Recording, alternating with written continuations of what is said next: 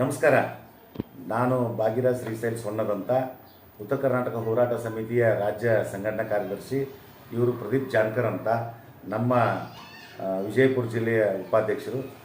ಈಗ ಪತ್ರಿಕಾ press meet ಏನು ನಾವು ಇಟ್ಕೊಂಡಿದ್ದೀವಿ, ಮಾಧ್ಯಮದ ಎಲ್ಲ ಬಿಜಾಪುರ ಜಿಲ್ಲೆಯ ಪತ್ರಿಕಾ ಮಾಧ್ಯಮದವರಿಗೆ ಹಾಗೂ ಪ್ರೆಸ್ ಮತ್ತು ಮಾಧ್ಯಮದವರಿಗೆ ನಾನು ನಮಸ್ಕಾರಗಳನ್ನು ತಿಳಿಸ್ತಾ ಸ್ವಾಗತವನ್ನು ಬಯಸ್ತಾ, ಇವತ್ತಿನ ಈ ಮಾಧ್ಯಮ ಪ್ರಕಟಣೆಯಲ್ಲಿ ತಿಳಿಸುವುದೇನೆಂದರೆ, ನಾವು ಉತ್ತರ ಕರ್ನಾಟಕ ಹೋರಾಟ ಸಮಿತಿ ಮತ್ತು ಬೆಂಗಳೂರಿನಲ್ಲಿರುವ ಎಲ್ಲ ಉತ್ತರ ಕರ್ನಾಟಕ ಸಂಘ ಸಂಸ್ಥೆಗಳು ಹಾಗೂ ಮೈಸೂರು ಪುನರ್ ರಾಜ್ಯ ಸ್ಥಾಪನಾ ಸಮಿತಿಯವರ ವತಿಯಿಂದ ನಾವು ದಿನಾಂಕ 25/8/2026 ಮಂಗಳವಾರ ಒಂದು ದಿನದ ಸಾಂಕೇತಿಕ ಪ್ರತಿಭಟನೆಯನ್ನು ಮಾಡ್ತಾ ಇದ್ದೇವೆ.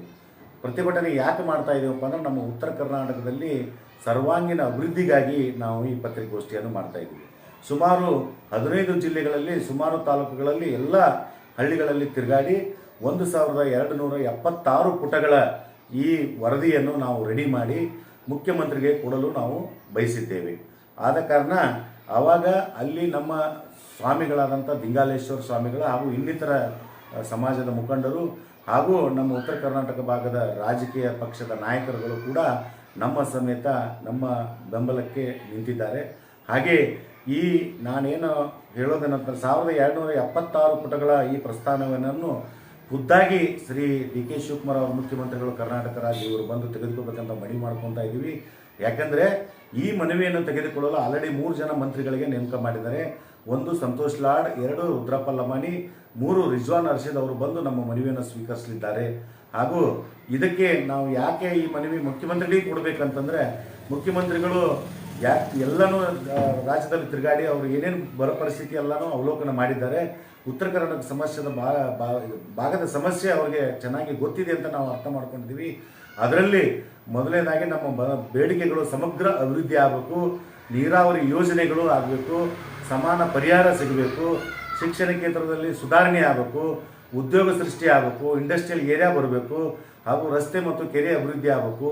ಯಾಕಂದರೆ ತಮ್ಗೆ ಗೊತ್ತಿರುವ ಹಾಗೆ ನಮ್ಮ ಈ UKPಯಲ್ಲಿ ಏನು ಮುಳುಗಡೆ ಸಂತ್ರಸ್ತರಿಗೆ 30ರಿಂದ 40 ಲಕ್ಷ ಕೊಡ್ತಾ ಇದ್ದಾರೆ.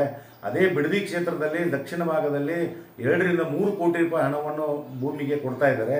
ಈ ತಾರತಮ್ಯವನ್ನು ನಿಲ್ಲಿಸಿ ಉತ್ತರ ಕರ್ನಾಟಕ ಭಾಗಕ್ಕೆ ತಾವು ಅಭಿವೃದ್ಧಿಯನ್ನು ನಾವು ಮಾಡಿಕೊಡ್ಬೇಕಂತ ಕೇಳ್ತಾ ಇದ್ದೀವಿ. ಒಂದು ವೇಳೆ ತಾವು ಅಭಿವೃದ್ಧಿಗೆ ಏನಾದರೂ ಹಿಂದೇಟು ಹಾಕಿದರೆ ಮುಂದಿನ ದಿನಗಳಲ್ಲಿ ನಮ್ಮ ಉತ್ತರ ಕರ್ನಾಟಕ ಹೋರಾಟ ಸಮಿತಿ ಉಗ್ರವಾದ ಹೋರಾಟವನ್ನು ಮಾಡುತ್ತಿರ್ತದ ತಿಳಿಸ್ತಾ ಈ ಪತ್ರಿಕಾ ಸಭೆಯನ್ನು ಕರೆದು ನಿಮ್ಮೆಲ್ಲರಿಗೆ ತಿಳಿಸಲು ಶಾರ್ಟ್ ಟೈಮಲ್ಲಿ ನಾವು ಇದನ್ನು ವಿಡಿಯೋ ಮುಖಾಂತರ ನಾವು ತಿಳಿಸ್ತಾ ಇದ್ದೀವಿ. ಹಾಗೆ ದಯವಿಟ್ಟು ಮುಂದಿನ ದಿನಗಳಲ್ಲಿ ದೊಡ್ಡದಾಗಿ ವಿಜಯಪುರದಲ್ಲಿ ಒಂದು ಪತ್ರಿಕಾಗೋಷ್ಠಿಯನ್ನು ಮಾಡಿ ಮುಂದಿನ ನಮ್ಮ ನಡೆಗಳನ್ನು ನಿಮ್ಮ ಮುಂದೆ ವಿವರಿಸ್ತಾ ಇದ್ದೀವಿ.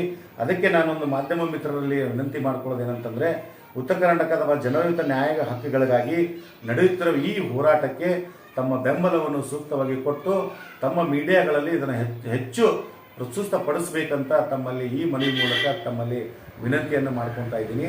ಬೆಂಗಳೂರು ಚಲೋ ಕಾರ್ಯಕ್ರಮ ನಾವು 24ನೇ ತಾರೀಕಿಗೆ ಇಲ್ಲಿಂದ ಹೊರಡ್ತಾ ಇದ್ದೀವಿ. ರೈಲು ಬೋಗಿಗಳನ್ನು ಬುಕ್ ಮಾಡಿದ್ದೀವಿ. ಯಾರಾದರೂ ಬರಲು ನಮ್ಮ ಜೊತೆ ಇಚ್ಛಿಸಿದರೆ, ಬರಲೇಬೇಕಂತ ನಮ್ಮ ಮನವಿ ಇದೆ, ಇಚ್ಛಿಸಿದರೆ ನಾವು ರೈಲನ್ನು ಬುಕ್ ಮಾಡ್ತೀವಿ. ಹೋಗೋದಕ್ಕೆ ಬರೋದಕ್ಕೆ ವ್ಯವಸ್ಥೆ ಮಾಡಿದ್ದೀವಿ. ಅಲ್ಲಿ ಊಟ ತಿಂಡಿ ವ್ಯವಸ್ಥೆ ಕೂಡ ಮಾಡಿದ್ದೀವಿ. ಯಾರಾದರೂ ಬರಲು ಇಚ್ಛಿಸಿದವರು ದಯವಿಟ್ಟು ನನ್ನ ಮೊಬೈಲ್ ನಂಬರ್ ಆದ 8844709999ಗೆ ನಿಮ್ಮ ವಾಟ್ಸಪ್ಗೆ ಒಂದು ಆಧಾರ್ ಕಾರ್ಡನ್ನು ಕಳಿಸಿ ನಾವು ನಿಮ್ಮ ಟ್ರೈನ್ ಟಿಕೆಟನ್ನು ಕನ್ಫರ್ಮ್ ಮಾಡಿ ನಿಮಗೆ ತಿಳಿಸ್ತೀವಿ. ದಯವಿಟ್ಟು ಬನ್ನಿ. ಬೆಂಗಳೂರು ಚಲೋದಲ್ಲಿ ಈ ಕಾರ್ಯಕ್ರಮದಲ್ಲಿ ನಾವು ಎಲ್ಲನೂ ಮನವಿ ಕೊಟ್ಟು ಈ ಕಾರ್ಯಕ್ರಮ ಯಶಸ್ವಿಗೊಳಿಸಿ ಅದರಲ್ಲಿ ನೀವು ಕೂಡ ಸಾಕ್ಷಿಯಾಗಂತ ಹೇಳಿ ಈ ಉತ್ತರ ಕನ್ನಡ ಹೋರಾಟ ಸಮಿತಿ ಈ ಪ್ರೆಸ್ ಮೀಟನ್ನು ಇಲ್ಲಿಗೆ ಮುಗಿಸ್ತಾ ಇದ್ದೀನಿ. ಧನ್ಯವಾದಗಳು. ನಮಸ್ಕಾರ.